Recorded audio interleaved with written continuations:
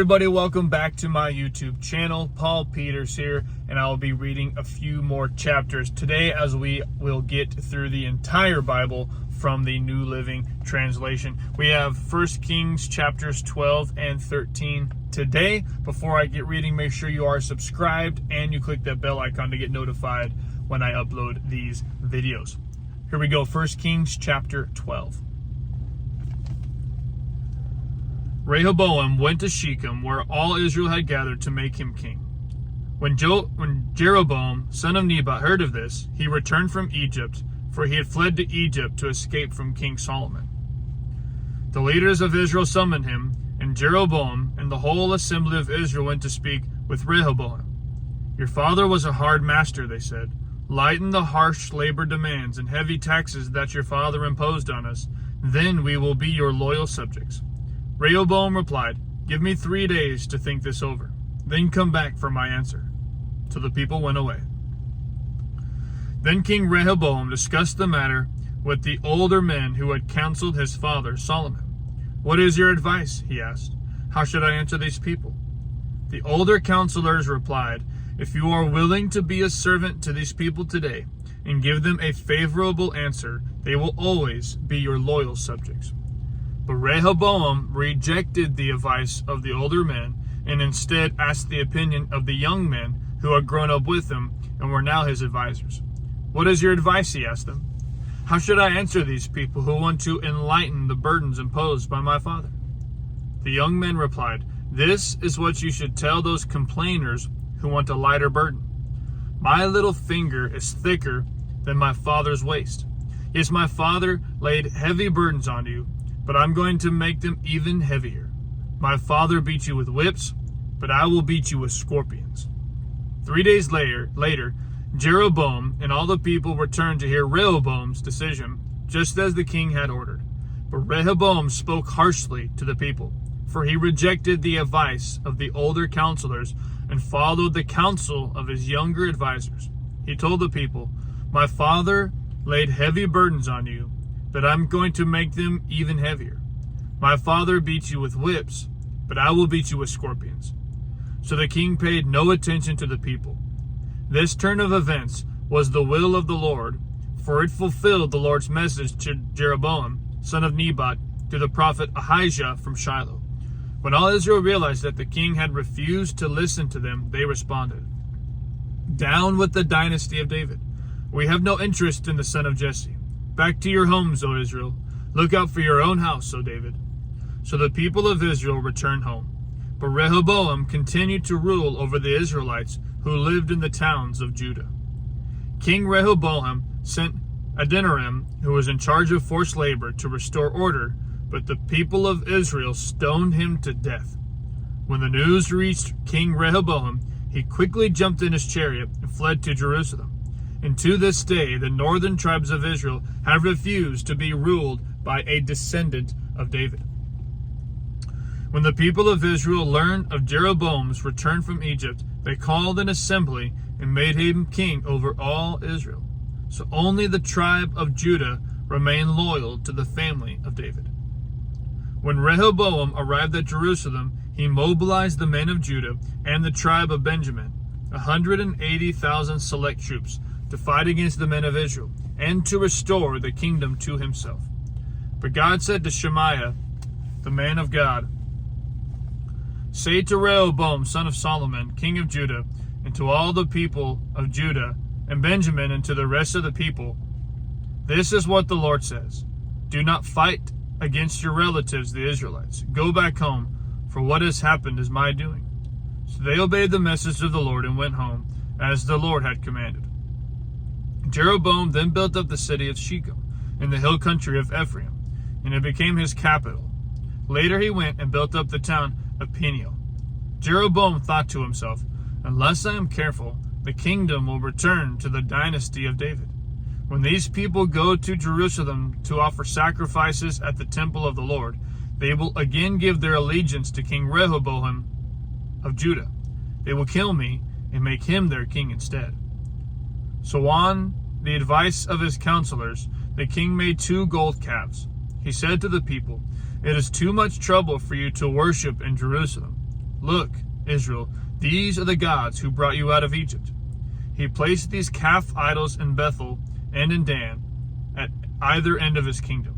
But this became a great sin, for the people worshipped the idols, traveling as far north as Dan to worship the one there. Jeroboam also erected buildings at the pagan shrines and ordained priests from the common people, those who were not from the priestly tribe of Levi. And Jeroboam instituted a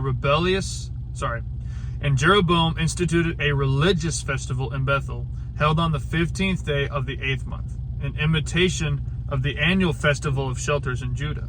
There at Bethel, he himself offered sacrifices to the calves he had made, and he appointed priests for the pagan shrines he made. So on the 15th day of the 8th month, a day that he himself had designated, Jeroboam offered sacrifices on the altar of Bethel. He instituted a religious festival for Israel, and he went up to the altar to burn incense. 1 Kings chapter 13. At the Lord's command, a man of God from Judah went to Bethel, arriving there just as Jeroboam was approaching the altar to burn incense. Then at the Lord's command, he shouted, "O altar, altar, this is what the Lord says. A child named Josiah will be born into the dynasty of David. On you he will sacrifice the priests from the pagan shrines who come here to burn incense, and human bones will be burned on you." That same day, the man of God gave a sign to prove his message. He said, "The Lord has promised to give me this sign. The altar will split apart, and its ashes will be poured out on the ground." When King Jeroboam heard the man of God speaking against the altar of Bethel, he pointed at him and shouted, "Seize that man." But instantly, the king's hand became paralyzed in that position, and he couldn't pull it back. At the same time, a wide crack appeared in the altar, and the ashes poured out, just as the man of God had predicted in his message from the Lord. So the king cried out to the man of God, "Please ask the Lord your God to restore my hand again." So the man of God prayed to the Lord, and the king's hand was restored, and he could move it again. Then the king said to the man of God, "Come to the palace with me and have something to eat, and I will give you a gift." But the man of God said to the king, "Even if you give me half of everything you own, I would not go with you. I would not eat or drink anything in this place. For the Lord gave me this command: you must not eat or drink anything while you are there, and do not return to Judah by the same way you came." So he left Bethel and went home another way. As it happened, there was an old prophet living in Bethel, and his sons came home and told them what the man of God had done in Bethel that day. They also told their father what the man had said to the king. The old prophet asked them, "Which way did he go?" So they showed their father which road the man of God had taken. "Quick, saddle the donkey," the old man said. So they saddled the donkey for him, and he mounted it. Then he rode after the man of God and found him sitting under a great tree. The old prophet asked him, "Are you the man of God who came from Judah?" "Yes, I am," he replied. Then he said to the man of God, "Come home with me and eat some food." "No, I cannot," he replied. "I'm not allowed to eat or drink anything here in this place. For the Lord gave me this command: you must not eat or drink anything while you are there, and do not return to Judah by the same way you came." But the old prophet answered, "I am a prophet too, just as you are. And an angel gave me this command from the Lord: bring him home with you so he can have something to eat and drink." But the old man was lying to him. So they went back together, and the man of God ate and drank at the prophet's house. Then while they were sitting at the table, a command from the Lord came to the old prophet. He cried out to the man of God from Judah, "This is what the Lord says: you have defied the word of the Lord and have disobeyed the command the Lord your God gave you. You came back to this place and ate and drank where he told you not to eat or drink. Because of this, your body will not be buried in the grave of your ancestors." After the man of God had finished eating and drinking, the old prophet saddled his own donkey for him, and the man of God started off again. But as he was traveling along, a lion came out and killed him. His body lay there on the road, with the donkey and the lion standing beside him. People who passed by saw the body lying in the road, and the lion standing beside it. And they went and reported it in Bethel, where the old prophet lived. When the prophet heard the report, he said, "It is the man of God who disobeyed the Lord's command.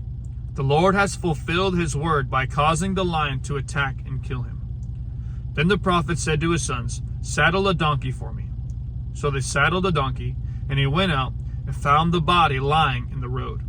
The donkey and lion were still standing there beside him, for the lion had not eaten the body, nor attacked the donkey. So the prophet laid the body of the man of God on the donkey and took it back to the town to mourn over him and bury him. He laid the body in his own grave, crying out in grief, "Oh, my brother." Afterward the prophet said to his sons, "When I die, bury me in the grave where the man of God is buried. Lay my bones beside his bones."